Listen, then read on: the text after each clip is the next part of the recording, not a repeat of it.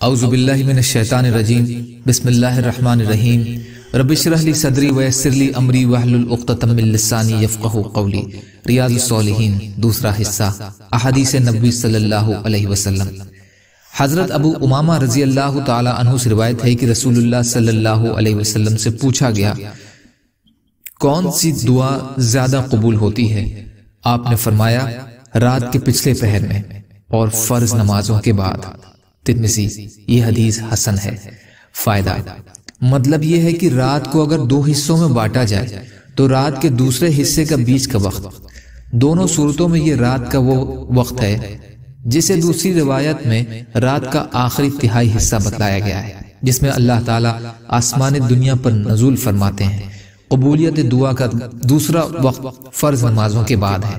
اس سے مراد کچھ علماء کے نزدیک آخری تشہد میں درود شریف کے بعد سلام پھیرنے سے پہلے کا وقت ہے، اور اکثر علماء کے نزدیک سلام پھیرنے کے بعد کا وقت ہے، جو زیادہ ضروری ہے۔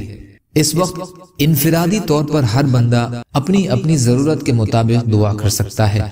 حضرت عبادہ بن صامت رضی اللہ تعالیٰ عنہ سے روایت ہے کہ رسول اللہ صلی اللہ علیہ وسلم نے فرمایا زمین پر جو مسلمان بھی اللہ تعالیٰ سے کوئی دعا کرتا ہے تو اللہ تعالیٰ اس کو وہ عطا کر دیتے ہیں، یا اس سے کوئی برائی یا تکلیف دور کر دیتے ہیں، جب تک وہ کسی گناہ یا رشتوں کو کاٹنے کی دعا نہیں کرتا۔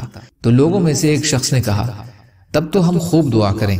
آپ نے فرمایا اللہ بھی خوب دینے والا اور قبول کرنے والا ہے۔ ترمذی۔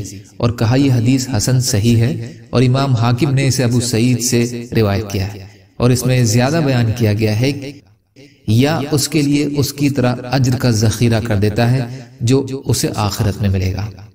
فائدہ، مطلب یہ ہوا کہ دعا میں فائدہ ہی فائدہ ہے، یا تو اللہ تعالیٰ وہ چیز دے دیتے ہیں جو ایک مسلمان اس سے مانگتا ہے، اور اگر اللہ کی مرضی اس کی قبولیت کی نہیں ہوتی تو وہ دعا کی طرح ان قریب میں پہنچنے والی کوئی تکلیف اس سے دور کر دیتا ہے، یا پھر آخرت میں دعا کی طرح اللہ تعالیٰ اجر عطا فرما دیں گے۔ دوسرا یہ کہ انسان کو اللہ سے مانگتے ہوئے کوئی حجاب نہیں کرنا چاہیے، خوب مانگے، بار بار مانگے، کیونکہ اس کے خزانوں کی تو کوئی حد اور تھا ہے ہی نہیں۔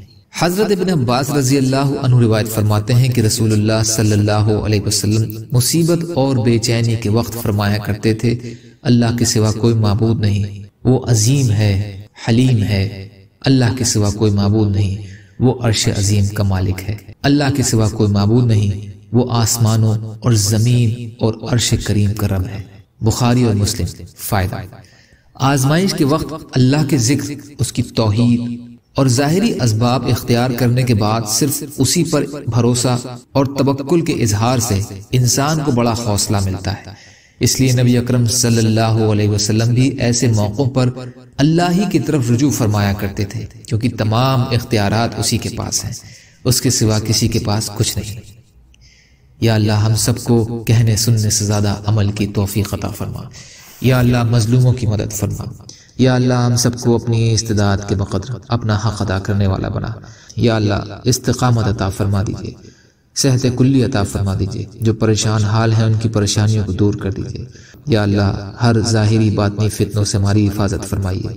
اللہم انا نجعلک فی نحورہم ونعوذ بک من شرورہم۔